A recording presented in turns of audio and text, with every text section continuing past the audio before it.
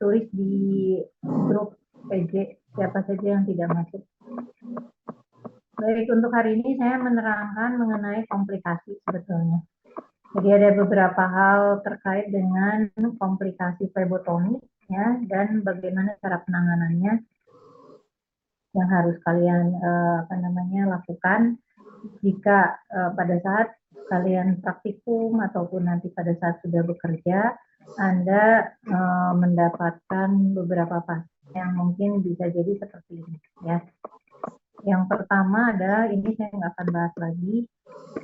Yang pertama ada 3 hal yang harus kita pahami terkait dengan komplikasi ya, terkait dengan komplikasi. Jadi komplikasi flebotomi ini ada 3. Yang pertama terkait dengan kegagalan ya. Jadi kegagalan pengambilan darah itu bisa menyebabkan adanya komplikasi pada pasien ya. Kegagalan pengambilan darah. Yang kedua nanti ada penolakan spesimen. Kenapa setelah kalian capek-capek melakukan pengambilan darah ternyata ditolak sampelnya ya. Kenapa bisa ditolak spesimennya? Kemudian yang ketiga, ketidaknyamanan pasien. Jadi terkait dengan pengambilan darah sudah jelas pasti ada ketidaknyamanan ya, baik terutama untuk pasiennya sendiri, apalagi untuk pasien anak-anak. Jadi bagaimana caranya kalau misalnya ketidaknyamanan tersebut terjadi? Kita bahas satu-satu. Yang pertama adalah kegagalan pengambilan darah. Nah, kegagalan pengambilan darah ini yang pertama sebetulnya kenapa bisa gagal, karena Anda mungkin tidak tahu posisi, ya, tidak tahu tempat penusukan pengambilan darah vena, arteri ataupun kapiler itu di mana. Ya. Kedua, selain tidak tahu tempatnya, Anda mungkin bisa jadi kurang berpengalaman. Kenapa kurang berpengalaman atau tidak biasa melakukan pengambilan darah? Kenapa? Karena satu, bisa jadi tidak tepat. Ya, jadi kalian menusuk pada bagian vena yang tidak tepat. Jadi misalnya Anda sudah tahu nih tempatnya itu ada 3, di mediana kubital, kemudian di cephalika ataupun di basilis. Tapi pada saat Anda tusuk ternyata tidak tepat persis di daerah vena yang tadi saya sebutkan. Ya. Kenapa tidak tepatnya? Apa saja yang bisa menyebabkan ketidaktepatan tersebut? Ya, ketidaktepatan bisa jadi karena jarumnya kurang dalam. Ya, kurang dalam atau memang tidak tepat di bagian vena yang tadi sudah saya sebutkan. Ya, kadang-kadang Anda kalau ngambil di cephalik atau di basilik ya, itu biasanya terlalu ke pinggir, jadi tidak kena ke bagian venanya. Ya, jadi selain kurang dalam, memang tidak kena juga ke venanya. Kemudian yang kedua, justru terlalu dalam, ya, sampai nembus venanya, ya, sampai nembus pembuluh darah vena. Kemudian yang ketiga, lubang jarumnya menempel di dinding pembuluh darah. Jadi kadang-kadang lubang jarum itu masuknya cuma setengah gitu. Sehingga kalau setengah, kadang-kadang keluar di indikator, ada kelihatan di indikatornya. Udah beres? Oh ya. Belum kayaknya. Iya, masih lama, bentar. Bu Patricia, saya sambil ngajar ya.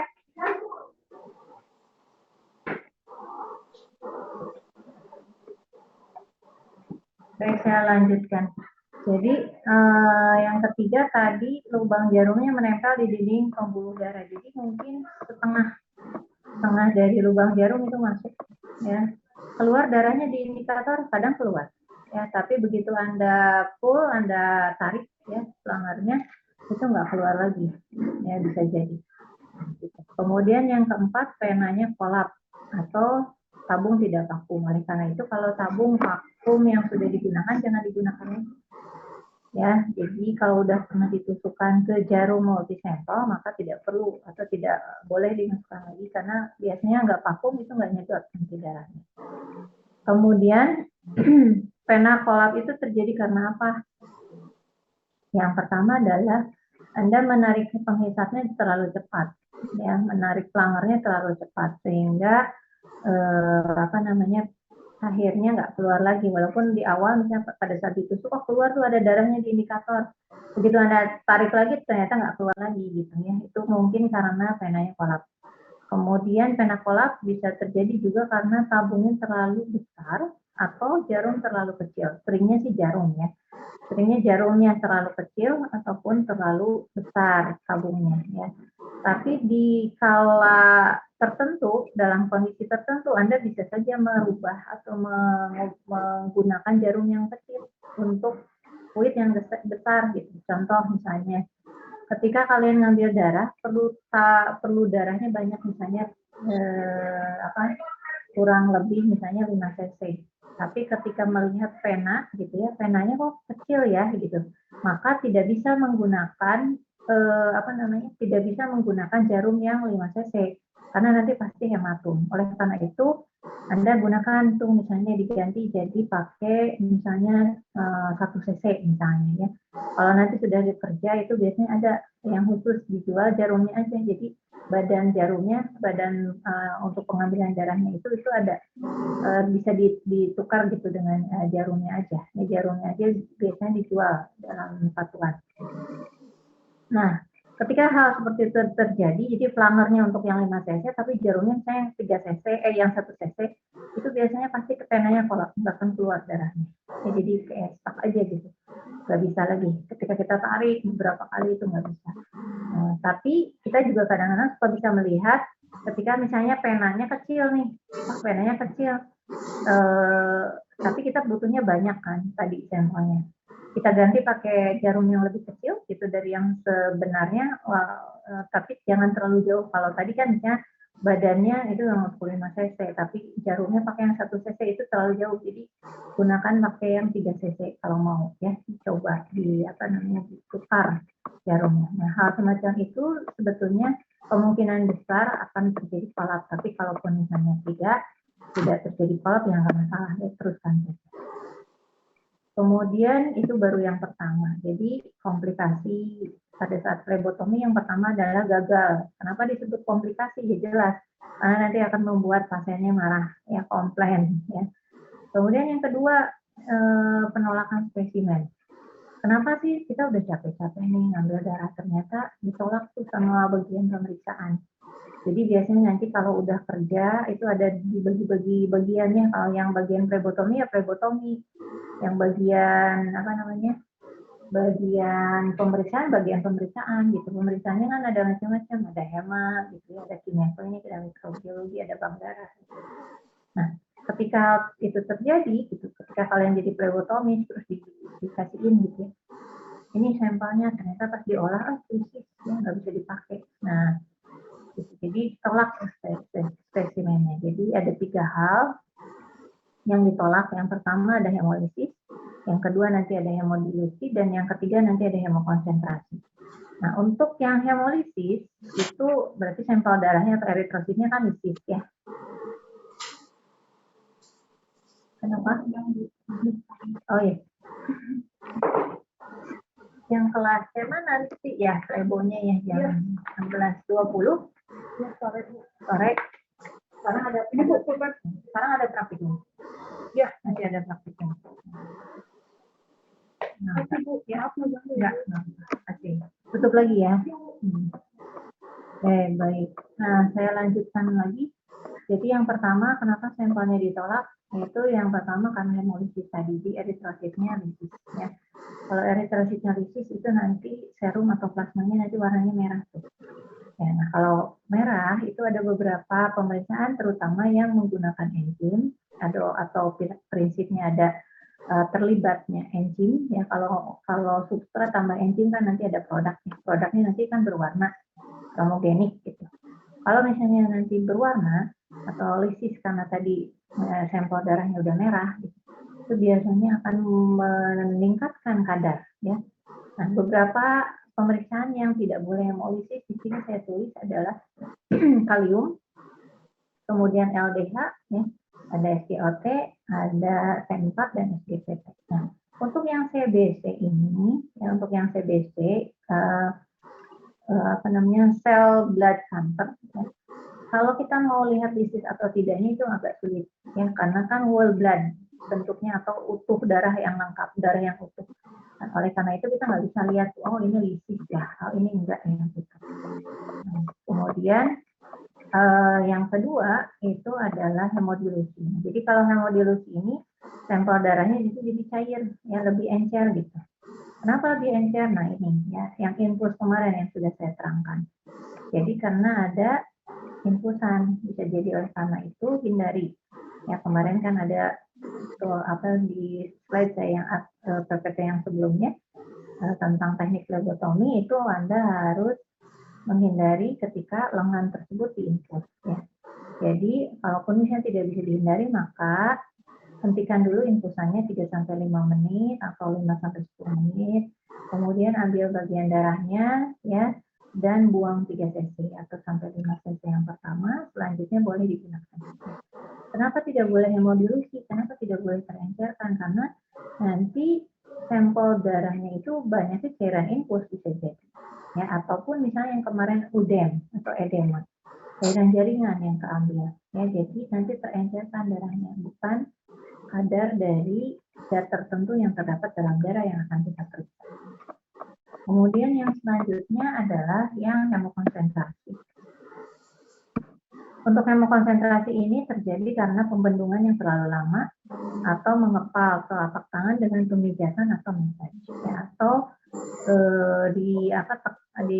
dilipat, kemudian diluruskan lagi, lipat, teruskan lagi, itu nggak boleh, ya, karena itu beberapa hal bisa menyebabkan hemokonsentrasi. Contohnya pemeriksaannya adalah kemarin, kalian pemeriksaan kadar hematokrit, ya, ngambil darahnya dari kapiler, ataupun misalnya nanti pemeriksaannya hematokrit tapi ngambil darahnya dari vena, itu biasanya akan meningkat atau tinggi hasilnya. Karena kalau kalian ingat kemarin pengambilan darah di kapiler, kemudian untuk pemeriksaan hematokrit itu yang kita lihat dibaca di hematokrit readernya kan tingginya eritrosit, ya. Nah, ketika kita baca tingginya eritrosit itu ternyata biasanya akan meningkat. Nah, kemudian ada pemeriksaan lainnya ya yang khusus tentang molekuler juga ataupun kimia, ada protein total, ya, GPO, lipid total, kolesterol, besi, yang mungkin yang lain-lain juga. Jadi sebaiknya makanya kenapa ada aturan pembendungan tidak boleh lebih dari 1 menit. Kemudian baru kita bahas yang ketiga yaitu ketidaknyamanan pasien. Jadi komplikasi ini tadi yang pertama karena gagal, kemudian yang kedua ditolak tuh sampelnya, ya. Bisa jadi ditolak juga sampelnya karena kurang. Ya, misalnya tabung EDTA itu harusnya diisinya misalnya 3 cc, tapi ternyata cuma 1 cc misalnya gitu ya. Nah, bisa jadi misalnya ditolak ya, ataupun ada hasil-hasil yang perlu diulang beberapa kali. Atau misalnya serum harusnya dapatnya saya 500 gitu ya, 500 mikron, tapi karena sampel darahnya cuma dapat 1 cc, maka gitu kan, wah nggak cukup nih gitu serumnya, apalagi pemeriksaannya banyak, maka pasti akan ditolak. Jadi harus ngambil darah lagi. Yang ketiga adalah ketidaknyamanan pasien atau pingsan atau sinkop. Jadi yang pertama ketidaknyamanan pasien yaitu karena flebotomi bisa jadi dia pingsan. Ya pingsannya apalah karena memang lagi sakit gitu ya, tekanan darahnya tinggi ataupun tekanan darahnya rendah, ataupun mungkin karena takut akan jarum.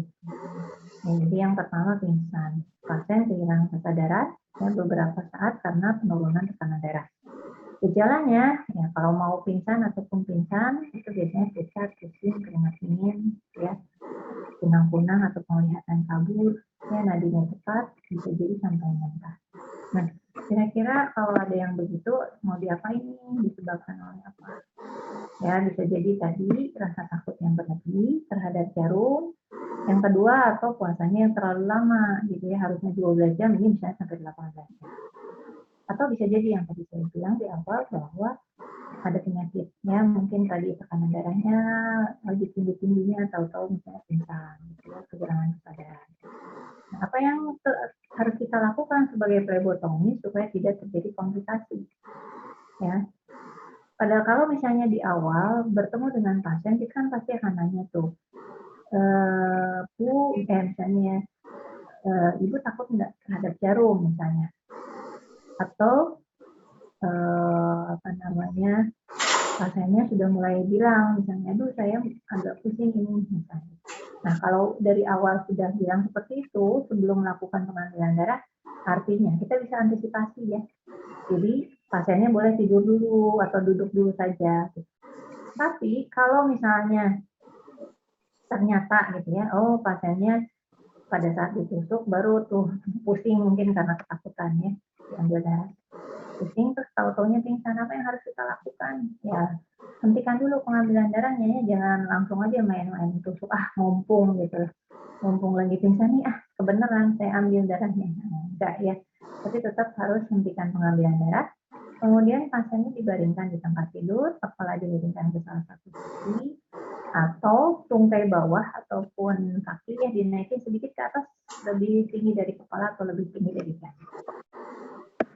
Kemudian yang keempat, jika pasien belum sempat dibaringkan, misalnya, tapi udah bilang, aduh pusing, minta tetap duduk pasiennya, kemudian nanti suruh agak terbuka dua kaki, nah kepalanya masuk di antara kedua kakinya, kemudian narik nafas. Atau misalnya ada juga yang duduk di kursi, ya udah tinggal kepalanya dikebelakangin gitu, silahkan, tapi itu biasanya tidak terlalu membantu. Ya, boleh dicoba. Kemudian kalau misalnya terlalu lama puasa, ini karena kelamaan puasa, misalnya diberi aja minuman yang manis saat sadar, tapi hati-hati. Kalau misalnya kita melihat di formulir pemeriksaannya ternyata sampelnya, pasiennya itu punya pemeriksaannya gula darah, ya bahaya. Dikasih minum manis ya gula darahnya naik. Ya. Jadi suruh minum dulu, misalnya pakai air hangat gitu ya, ataupun air minuman manis. Setelah itu baru suruh istirahat dulu, jadi jangan langsung diambil darah. Kalau misalnya ternyata udah dikasih wangi-wangian, udah dibaringkan, udah kalian tepuk-tepuk pipinya, ternyata pasiennya nggak bangun-bangun. Ya, jadi siapkan saja bantuannya, minta cepat-cepat telepon dokternya. Kalau di rumah sakit kan enaknya, atau di pelayanan kesehatan misalnya ada dokter atau perawat ya minta bantuan aja. Gitu. Tapi kadang-kadang kan di lab tidak ada ya. Nah, berarti Anda harus mencarinya, gitu, mencari bantuannya ke mana. Kemudian, nah jadi cara pencegahannya seperti apa ya tadi ya? Begitu di awal ada komunikasi ya, di daftar pilih. Jadi apapun Anda tidak bertanya pun pasti akan pasien itu kadang-kadang suka ngomong bilang sendiri gitu bahwa saya takut makan jarum misalnya, atau saya lagi pusing atau apa. Nah jadi itu Anda harus antisipasi seperti itu. Kemudian yang selanjutnya untuk mengalihkan perhatian, misalnya tadi ya ajak obrol, komunikasi sehingga ketakutan terhadap jarumnya itu akan hilang sedikit demi sedikit. Kemudian apakah bisa diberikan oksigen, misalnya bagi pasien-pasien yang tadi ya misalnya rasa takutnya berlebih, kemudian sudah dikasih wangi-wangi ternyata nggak bangun-bangun juga gitu ya, apakah dikasih oksigen? Nah itu sebetulnya bisa saja, tapi nanti balik lagi ya harus komunikasi dulu dengan dokternya kalau bisa, karena kita khawatirnya nanti salah. Yang kedua, komplikasinya yang menyebabkan pasien tidak nyaman adalah hematom. Ya, sebenarnya tidak hanya pasien, kita juga sekarang lagi sering pengambilan darah di laboratorium, itu kan biasanya memang sering terjadi hematom. Ya. Hematom ini adalah terkumpulnya massa darah dalam jaringan. Ya, dalam hal ini kulit di bawah jaringan sebagai akibat robeknya pembuluh darah. Jadi karena pembuluh darahnya robek, itu maka massa akan bertumpul, massa darahnya akan berkumpul di bawah jaringan dan sehingga akan menyebabkan hematom. Nah, kenapa bisa hematom? Yang pertama, jarumnya terlalu dalam ya, menukik sehingga menembus dinding pena. Kemudian atau tadi jarumnya terlalu dangkal. Jadi kalau gagal pasti biasanya hematom ya. Kemudian yang ketiga, tapi tidak selalu ya yang gagal itu hematom. Kalau misalnya tidak tepat, kadang-kadang suntiknya bukan di pena, misalnya bisa jadi tidak hematom. Ya. Kemudian yang ketiga, setelah pengambilan darah, tempat penusukannya kurang ditekan atau kurang lama ditekan atau melipat lengan. Nah, makanya saya sering bilang jangan dilipat lengannya kalau udah diambil darah. Jadi lurusin aja. Kemudian yang keempat, pada waktu jarum ditarik keluar dari pena, turniketnya belum dikendurkan. Ya, jadi memang harus dikendorkan dulu, ya. Terutama karena tadi takutnya kan kita hanya mau konsentrasi ya, kelamaan pembendungannya lebih dari 1 menit. Oleh karena itu perhatikan SOP teknik dari plebotomi ya. Yang kelima, penanya terlalu kecil tuh untuk ukuran jarum yang digunakan. Jadi kayak yang tadi misalnya yang tadi saya bilang, penanya kolap karena penanya terlalu kecil untuk jarum yang tidak sesuai gitu. Oh, penanya kecil banget tapi saya nusuknya pakai 5 cc misalnya. Wah, itu biasanya hematom tuh ya, seringnya hematom. Tempat penusukan jarum terlalu dekat dengan tempat turniket, maka kita ada aturan kan, 7 sampai 10 cm atau 3 sampai 4 jari kan gitu ya. Kemudian usaha berlebihan untuk mendapatkan darah ya. Jadi kita biasanya APLM pada saat melakukan pengambilan darah itu ketika tidak dapat belokin lagi gitu ya, belokin lagi cicak gitu ya. Sehingga nanti akan menyebabkan hematom. Bagaimana cara mengatasi hematom tadi ya, misalnya tadi lepaskan turniket ya, jangan lebih dari 1 menit, kemudian jarumnya juga dilepas kalau udah selesai ya. Kemudian tekan tempat penusukan jarum dengan kain kasar sehingga darah tidak menyebar dan mencegah pembengkakan ataupun kebiruan ya, ataupun hematom tadi. Kalau perlu dikompres dengan air hangat dan oleskan trombofom ya. Kalau misalnya hematomnya berat, agak sakit sedikit, boleh Anda oleskan trombofom. Yang ketiga adalah rasa nyeri. Sebetulnya tidak ditusuk oleh jarum juga kalau misalnya cuma dicubit atau ditekan gitu ya pakai pulpen yang ada agak runcing gitu kan, atau pensil yang agak runcing itu pasti nyeri. Apalagi ini pakai jarum. Sudah pastilah komplikasinya ketidaknyamanan pasiennya adalah nyeri. Ya. Tapi rasa nyeri ini kan tidak berlangsung secara lama. Ya, kenapa bisa nyeri? Gitu ya, salah satunya adalah timbul akibat alkohol yang belum kering atau sebetulnya tidak nyeri ya. Istilah yang paling tepat mungkin pedih ya, atau perih. Atau akibat penarikan jarum yang terlalu kuat. Ya. Kemudian penarikan jarum yang terlalu kuat, jadi pada saat kalian sudah selesai ngambil darah, cabut kan, gitu. Nah, pada saat nyabut nanti lumayan gitu ya, kencang, sehingga tidak lumayan membuat sakit. Nah, bagaimana cara pencegahannya ya tadi, apa penyebabnya itu yang dihindari. Jadi kalau tadi nyabut jarumnya terlalu kuat, berarti jangan terlalu kuat ya pencegahannya. Gampang aja. Selain ini sebetulnya pencegahannya apa ya? Kita harus tahu dulu SOP-nya. Ya. SOP teknik plebotomi seperti apa? Yang keempat itu adalah pendarahan. Nah, pendarahan ini terjadi karena adanya kelainan mungkin pada sistem koagulasi darah pada pasien. Ya, atau terganggunya sistem koagulasi darah pada pasien. Karena apa? Misalnya satu karena memang ada penyakit-penyakit tertentu, khususnya yang gangguan pembekuan darah, kayak trombositopeni, hemofili, gitu ya, atau pengobatan dengan antikoagulan. Ya, jadi pengobatan dengan antikoagulan yang seperti kemarin sering saya ceritakan, gitu ya, bahwa ada pasien-pasien yang diberikan obat untuk pengencer darah, ya, supaya lancar darahnya mengalir dari jantung ke seluruh tubuh. Nah, ketika pendarahan ini terjadi, ya, ataupun satu lagi ini ternyata untuk yang penyakit hati yang berat, ya itu ternyata untuk pembentukan protombin dan fibrinogennya terganggu. Nah, di mana protombin dan fibrinogen ini adalah salah satu atau termasuk dari faktor pembekuan darah. Jadi ketika kita misalnya melakukan pengambilan darah, plebotomi ternyata begitu ditusuk langsung pendarahannya misalnya hebat, ataupun setelah beres melakukan pengambilan darah kalian cabut jarumnya ternyata pendarahannya hebat, maka antisipasinya adalah lepaskan turniket jelas dan jarumnya juga ya secepatnya. Kemudian menambahkan tempat penusukan dengan kain kasa kurang lebih lama dari yang biasanya, atau kalaupun misalnya udah ditekan lama gitu ya pakai kain kasa ternyata masih ngocor gitu ya daerahnya, maka angkat lengannya lebih tinggi daripada kepala ya. Nah, kalau misalnya masih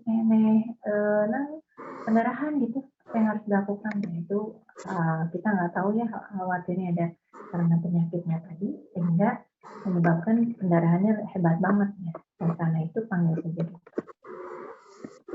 Yang nomor 5 ada yang namanya petekie atau bintik merah ya. Petekie ini itu biasanya bintik kecil merah dapat muncul karena pendarahan kapiler di bawah kulit, sehingga menyebabkan kelainan pembuluh darah terjadi setelah dibendung, dapat dikarenakan pembendungan yang terlalu lama. Makanya tadi ya untuk yang pembendungan itu menggunakan turniket tidak boleh lebih dari 1 menit kan gitu ya. Dan pembendungannya terlalu lama sehingga menyebabkan petekie. Sebetulnya petekie ini tidak terlalu masalah, tapi yang bermasalah sebetulnya ada di bendungnya kan gitu ya.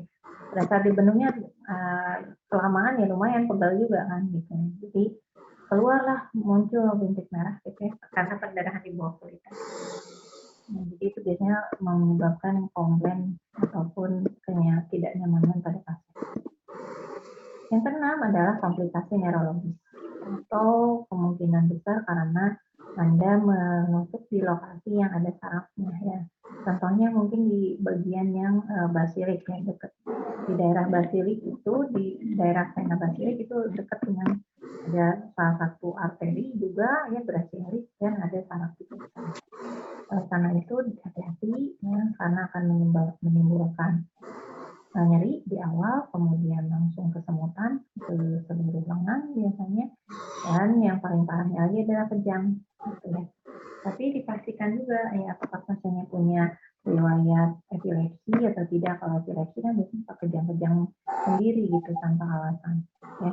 Jadi kalau kalian punya atau dapat formulir pemeriksaan itu harus dibaca tuh kira-kira apa sih gitu, ya isinya tuh apa gitu, ada keterangan tentang apa saja di formulir pemeriksaannya. Jangan-jangan takutnya biasanya ada beberapa penyakit yang bisa menyebabkan beberapa komplikasi kayak tadi. Kemudian yang ketujuh adalah ini masih cara mengatasinya. Jadi cara mengatasi tadi, kalau kita misalnya masalah, maka tetap harus dihentikan pengambilan darahnya, lalu pasiennya baringkan dengan kepala dimiringkan ke salah satu sisi, bebaskan jalan nafas dan hindari agar lidah tidak tergigit. Nah, biasanya kalau yang kejang itu gigi yang atas dan bawah itu nempel banget gitu, sehingga kalau seperti itu bahaya ya, nantinya bisa jadi nanti lidah potong gitu.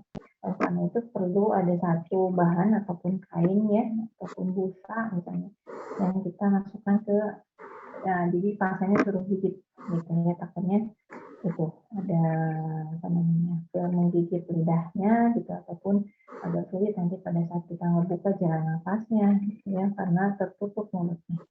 Jadi memang perlu kehati-hatian untuk pasien-pasien yang neurologis ini. Yang ketujuh adalah alergi. Nah, ternyata pada saat flebotomi juga bisa alergi. Alerginya bisa jadi dua, bagi ATLM yang ngambil, bagi pasiennya. Kalau bagi ATLM-nya itu biasanya karena misalnya alergi menggunakan sarung tangan, ya sarung tangan yang ada tepungnya itu ya sekarang tepung itu macam-macam ya. Ada yang tepungnya banyak, ada yang sedikit, ada yang tidak ada tepungnya. Nah, kalau ada yang alergi itu maka jangan gunakan sarung tangan tersebut. Nah, bagi pasiennya alerginya kayak gimana? Alergi terhadap antiseptik ataupun plaster. Jadi kadang-kadang kita boleh nanya ke pasiennya, punya riwayat alergi nggak? Misalnya karena antiseptik, ataupun misalnya kalau saya pakaikan plaster nanti di akhir pada saat setelah melakukan pengambilan darah boleh nggak gitu, atau ini suka gatal-gatal nggak gitu ya. Nah kalau misalnya nggak tahu gitu, ya udah pakaikan saja ya. Tapi kalau misalnya dari awal udah bilang saya kayaknya alergi tuh pakai alkohol misalnya gitu, atau pakai plester yang bulat, maka Anda ganti lah, ganti saja. Ganti kalau alkohol misalnya pakai betadine gitu. Kalau yang tadi untuk ATLM-nya ganti plesternya yang satu tangan gitu ya. Cara mengatasinya jadi tenangkan pasien dan beri penjelasan ya. Jadi kalau misalnya aduh pas dipakai alkohol kenapa ya gatel gitu. Nah, simpan, biarkan kering aja dulu gitu. Biarkan kering aja. Ya. Jadi pasiennya tenangkan, kalau misalnya dokternya apa namanya alerginya berat itu, maka penanganan selanjutnya adalah sama dokter aja. Ya. Yang terakhir adalah kerusakan vena atau trombosis. Ya. Ini terjadi karena pengambilan darah yang berulang kali. Jadi kalian kalau lagi pendidikan kan sekarang ngambil darahnya di situ lagi, lubang yang sama tusuk lagi gitu. Nah jadi jangan sampai ya, karena nanti itu bisa menyebabkan peradangan atau pembuluh darahnya occlusion, gitu ya, nutup. Nah, misalnya itu ngambilan darah kemarin saya dapatnya di situ, besoknya saya di situ lagi aja gitu. Nah ternyata pas di situ lagi saya ditusuk nggak keluar tuh. Nah kemungkinan karena ini ya trombosis sehingga menyebabkan occlusion. Jadi pembuluh darahnya nutup, ini nggak mau ya, ketika ditusuk nggak mau keluar lagi darahnya. Pencegahannya seperti apa ya? Jelas tidak boleh berulang ya. Tapi yang namanya analis gitu, kadang-kadang pokoknya udah di situ lagi gitu. Tapi nanti kalau udah ke pasien kan enggak ya, karena bertemu dengan pasien tidak selamanya. Mungkin untuk hari ini tentang komplikasi itu yang bisa saya sampaikan. Kalau ada yang mau ditanyakan, saya persilakan.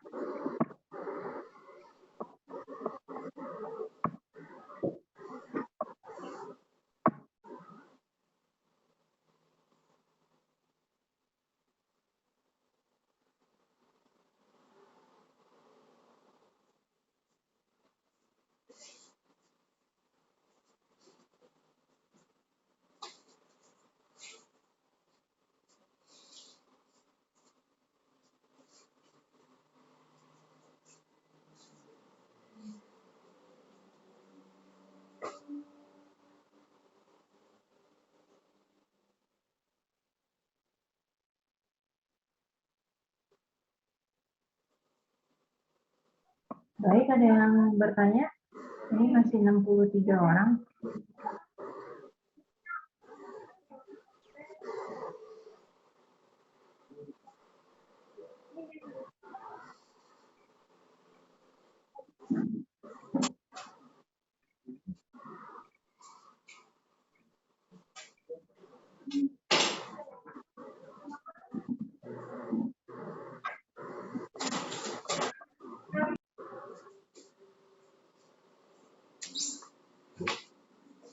Halo, ini kita Marana. Terus saya ngarui. Tapi yang UI ya.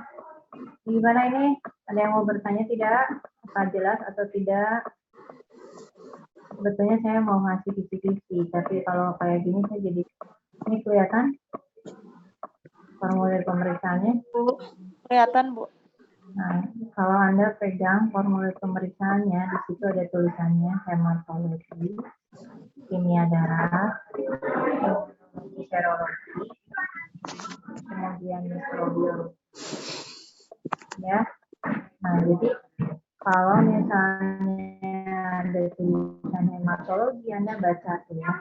Hematologi itu pemeriksaannya apa aja sih? Gitu. HB, leukosit, sampai misalnya ke bawah tuh ada PTA-PTT, ada di Daima. Kemudian di sini ada kimia darah. Kimia darah misalnya puasa-puasa ya, sampai ke bawah ada kolesterol total. Mungkin ada ke bawahnya lagi ya, ini saya nggak semuanya.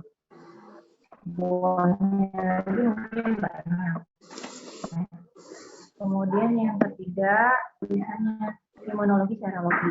Contohnya ada anti HAP total sampai anti Helicobacter pylori. Ya. Nah, jadi kemudian di sini ada mikrobiologi yang di bawah.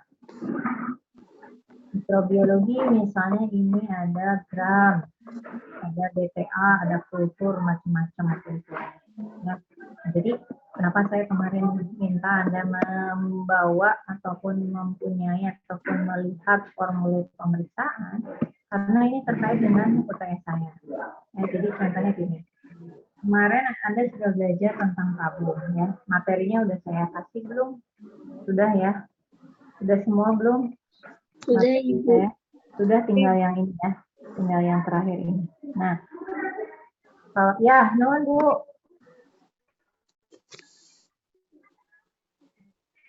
Nuhun Bu Patricia.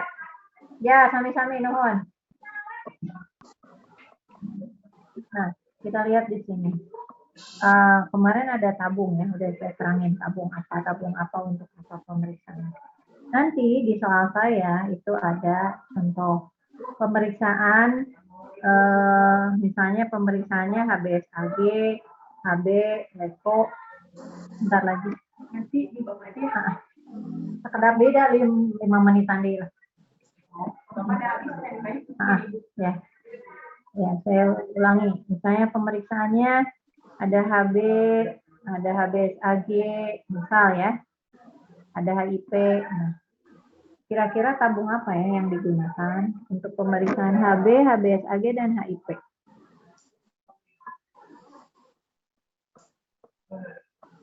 Yuk, siapa yang mau jawab?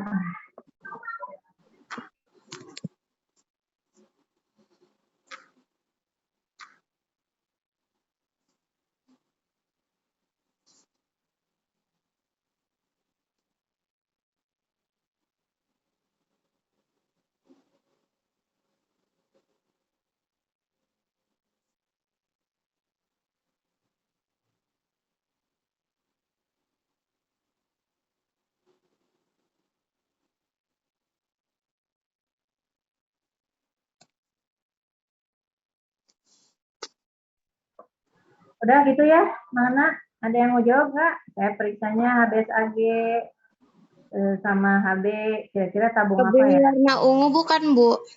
Warna ungu untuk pemeriksaan apa?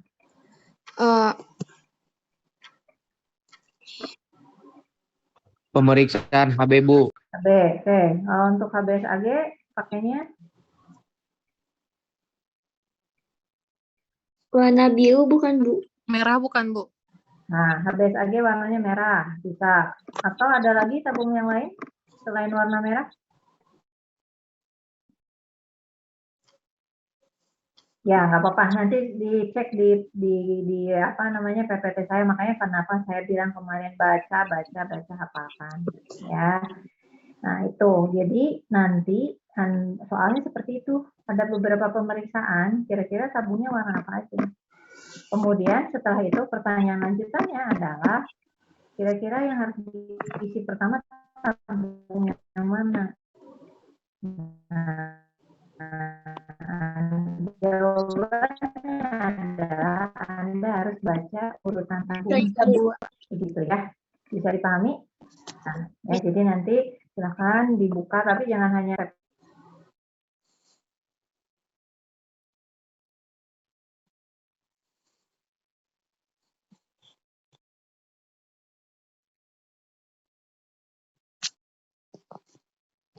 untuk yang lain-lain silahkan semuanya baca. Sirkulasi darah ada. Jadi itu sedikit kisi-kisi ya, yang paling banyak kemungkinan memang yang tabung juga ya. Nah, jadi nanti Anda silahkan dibaca ya PPT-nya, persiapan diri untuk UTS. Ya. Anda silahkan bersenang-senang dulu, lebaran heula, tapi saat lebaran ulah diem-diem aja ya, belajar. Buat strategi supaya bisa dicicil mata kuliah apa dulu nih yang harus dibaca ya. Itu paling. Ada yang mau ditanyakan? Cukup? Cukup, Bu. Baik, kalau cukup saya akhiri saja untuk hari ini. Assalamualaikum warahmatullahi wabarakatuh. Waalaikumsalam warahmatullahi wabarakatuh. Terima kasih, Bu. Waalaikumsalam. Terima kasih, Bu. Terima kasih, Bu.